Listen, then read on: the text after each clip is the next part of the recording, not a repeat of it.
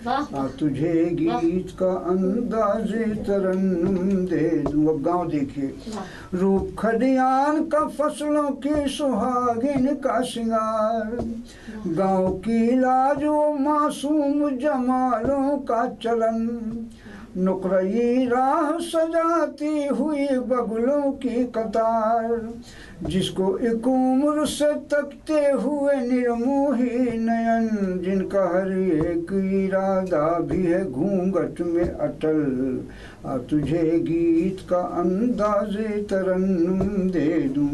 अब ये बंद है, इसी में लोग इसको ताजमहल कहते हैं, मुलाहिजा करें। हुस्न महशर का लुटाता हुआ अंदाज़े खिराम, तेरे चरणों को धुलाते हुए मदमस्त पवन, रक्स करती हुई आंचल को तेरे दूज की शाम, तेरी अंगड़ाई को बल खाता हुआ नील गगन, तेरी परछाई से तामीर करूं ताजमहल, तुझे गीत का अंदाज़े तरन्नुम दे दूं। बहुत गीत भी है, इस कदर खूबसूरत नज़्म, इतनी रवानी, इतने खूबसूरत अल्फाज और उस पर आपका खूबसूरत तरन्नुम, क्या कहने बेकल साहब। नई नस्ल को यकीनन आपसे बहुत कुछ सीखने की ज़रूरत है। अभी एक बात मैं पूछना चाहूँगी बेकल साहब आपसे कि माशाल्लाह एक लंबा सफ़र आपने तय किया है शायरी में, तो आपके साथ बहुत से शौरा रहे होंगे, जिसमें बड़े मकबूल मारूफ शौरा, तो आपने किन किन को अपने साथ पढ़ते देखा है और सुना है? अब किसको बताएंगे, तो जो ये जिगर साहब को देखा, जोश साहब को देखा है, लोग वहाँ से फिर आइए, सरदार जाफरी, मजरूह साहब, शकील साहब, ये हुआ, फिर आइए तो तमाम तो नस्लें गुजर गई। अब जाहिर है जिनके सामने पढ़ रहा हूँ वो आज लेकिन उस वक्त भी आपकी माशाल्लाह मकबूलियत बहुत थी, और लोग ये कहते हैं कि उर्दू एक ज़बान इतनी मकबूल नहीं है, लेकिन माशाल्लाह शायरी में आज भी आपका चर्चा है और आज भी आपका डंका बज रहा है। तो मेरे ख्याल में ये बात तो फिर बेकल साहब गलत हो जाती है कि आज की नई नस्ल को शायरी से कोई शगफ नहीं है या उर्दू से कोई शगफ नहीं है। बहुत अच्छे आज भी हमारे इस दौर में अच्छे शायर हैं, और किसका किस्सा, जुबैर रिजवी है, निदा फाजली हैं, जफर गोरखपुरी है, सब ऐसे शायर हैं कि जिन्होंने कुछ हमें दिया है और हमें उसे कबूल करना चाहिए। जी। तो एक चीज़ मैं और बेकल साहब आपसे पूछना चाह रही थी, एक बड़ी खूबसूरत आपकी नज्म है जिसमें आपने बार बार बताया है कि ये हो तो गजल होती है, वो हो तो गजल होती है। बड़ी खूबसूरत आपकी नज्म है और मुशायरा आप लूट लेते हैं उस अपनी नज्म से। तो वो नज्म है जिसमें मैंने ये अपना अपना ख्याल है कि भाई लोग कहते हैं गज़ल में ज़रा सा लोग उस वक्त कहते हैं जब हिज्र हो या परेशान हो या महबूब की जुदाई में हो तो लोगों से गज़ल निकलती है। इसी बात में गज़ल की सिचुएशन है, जब आपको चोट लगेगी तो गज़ल तो हो ही जाएगी। तो नहीं, आपका कहने का मकसद ये आपने थोड़ा उसको एक अलग अंदाज दिया है, एक अलग तरीके से सोच दी है। जी ईशा। जब लगे दिल पे नैनों के बान, गज़ल तब होती है जब हंसी हो कोई मेहरबान, गज़ल तब होती है प्यासा पपीहा हो, ठंडी हवाएं हो, दहकी हो नगमों की शाम, मैं खाना लहका हो, काली घटाएं हो, बेसुध छलकते हो जाम, कोई साकी हो फिर बदगुमान, गज़ल तब होती है जब लगे दिल पे नैनों के बान, गज़ल जब तब होती है। अब एक और सिचुएशन, अलसाई राहों में पिछला पहर हो, अंगड़ाई लेती हो रात, हुस्ने सरापा भी पेशे नजर हो, चिलमन में हो कायनात, जब कोई भी ना हो दरमियान, गजल तब होती है जब लगे दिल पे नैनों के बान। एक सिचुएशन और सुनिए।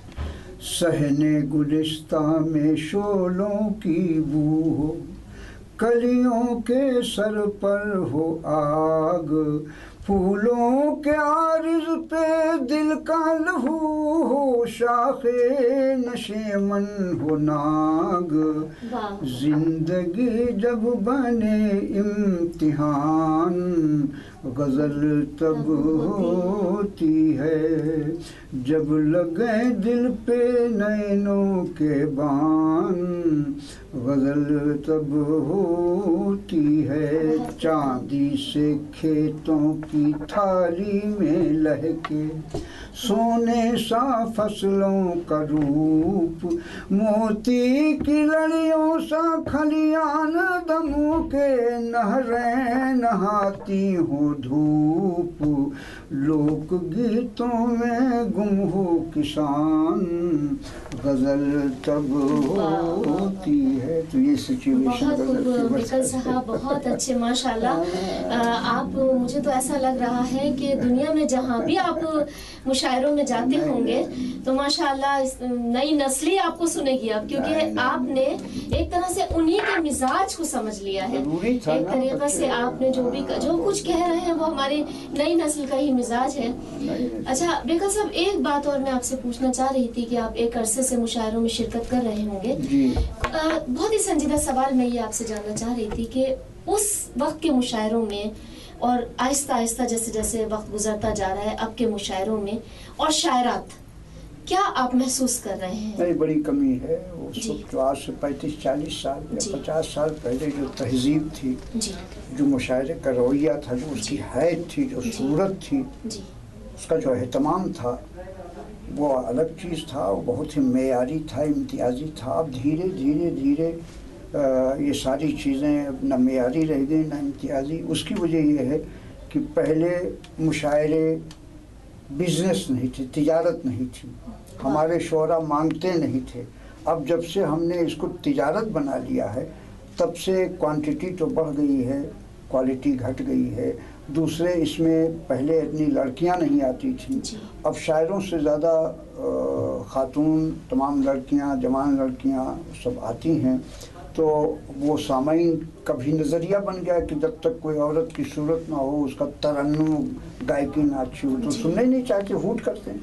तो एक मिजाज बन गया है जो ज़बान के लिए तो ठीक है कि ज़बान पपड़र हो रही, पहुँच रही, लेकिन वो जो तहजीब मुशायरे का जो रवैया था, गंगा जमनी जो तहजीब थी हमारी, वो धीरे धीरे दूर होती जा रही है। एक चीज़ और भी है, मैंने देखा कि अगर संजीदा शायरात स्टेज पर आती हैं तो चाहे शायरी उनकी कितनी भी अच्छी क्यों ना हो, चाहे बहुत ही मयारी भी हो, लेकिन उनको ज़्यादा पसंद नहीं करते। नहीं, ऐसा नहीं है, ऐसा नहीं है। हमारे स्टेज पे बहुत अच्छी जो शायरा, बहुत शेर अच्छे कहते थे। जी जी, आज भी है। नज़्म की अच्छी शायरा है शहनाज नबी, कलकत्ते में, बहुत अच्छी कहती है जी, माशाल्लाह। और हमारी लखनऊ की शायरा जो अभी दारा बानो वफा, क्या क्या शेर कहती थी। मतलब तरही मुशायरा हो गया तो उसमें हम थे और बहुत से शायर थे, हुमायूं साहब थे, साहिर होशियारपुरी थे, सरदार जाफर वगैरह वगैरह। 3 मिसरे दिए गए थे कि हंसते जो देखते हैं किसी को किसी से हम। इस पे उसने जो शेर सुनाया, उस वक्त, आज से 35 साल पहले की बात करता हूँ, कमाल साहब जो है वो इसके टीवी के सबसे पहले तो उन्होंने किया था, तो उसमें उसने शेर सुनाया कि क्या है, कागज़ की कश्तियों को समुंदर में डालकर बच्चों की तरह खेल रहे हैं खुशी से हम। ये उस वक्त का शेर है जो दारा बानो वफा का है। नसीम निखा तो बहुत अच्छे शेर कहती है, ऐसा है, ऐसा नहीं कि सब कहती नहीं।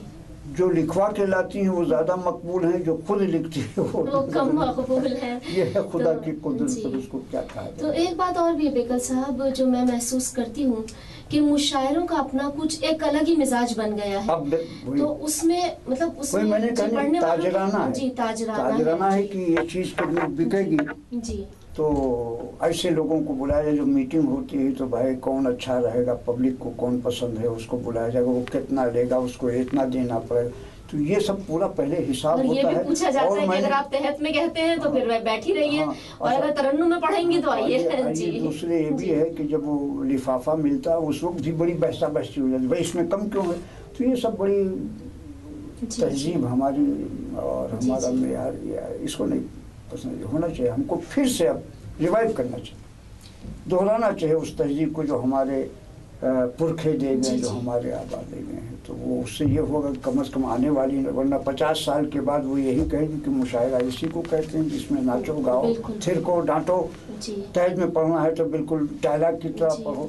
तो ये नहीं, जैसे मुकालमेबाजी होती है कि नीचे से कुछ कोई हाँ, सामईन भी बोलते हैं, ये सामईन भी भी जवाब बोल रहे देते हैं और ये भी जवाब दे रही हैं। ये मुकालमेबाजी जो होती है ये मुशायरे हालांकि की बहुत ही तहजीब मुशायरे की तहजीब नहीं, नहीं है, लेकिन बाकायदा फाइट करती हैं खड़ी होकर, एक तरीके से देखा हो जाए गया शायरा। तरीका। तो अब क्या करें, जैसे जैसे ज़माना बदलता है, रवैया बदलती है, रंग रूप बदलता है, वैसे ये भी बदल गया। और मुनव्वर साहब ने तो आपने कहा बड़ा खुल्लम खुल्ला ये बात कही है, बाकायदा अखबारों में भी आया कि उन्होंने कहा कि 40 साल या जो भी उनकी स्टेटमेंट थी खवातीन के बारे में, मैं उसको रिपीट नहीं करना चाहती।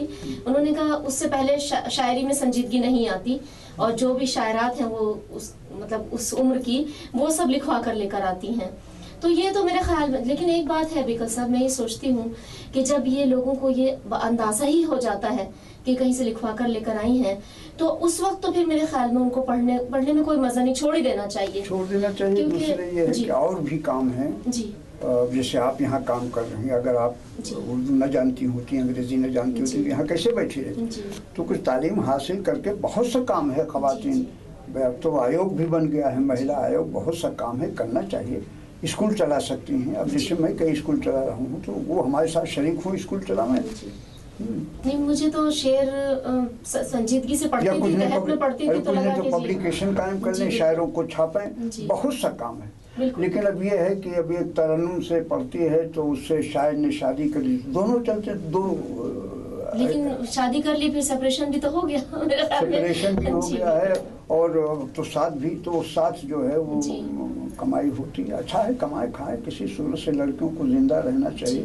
मैं तो बेगल साहब पढ़ती थी तो तहत में पढ़ती थी, और बड़ी संजीदगी से शेर तो मुशायरों में खुदा का शुक्र है पसंद भी किया गया। लेकिन उसके बाद ये हुआ कि भाई तरन्नुम से पढ़िए, तरन्नुम से पढ़िए, तो भाई हर कोई तो तरन्नुम से लहक लहक के नहीं पढ़ पाएगा। हिंदुस्तान हमारा जो है वो तरन्नुम का देश है। अब आपकी जैसा तरन्नुम तो कोई हर एक को नसीब नहीं होता ना। तो अलग थलग है, उसकी बहुत कॉपी की लोगों ने। जिगर साहब का तरन्नुम अलग था, जिसमें मजरूर साहब, ये सब लोग उनकी नकल में पढ़ते। देखिए सागर खयामी साहब का तरन्नुम बड़ा पसंद करते हैं। आपका सागर आजमी साहब का उसने मेरे तरन्नुम को गीत में उनको तो ले जाकर के मैंने इंट्रोड्यूस किया।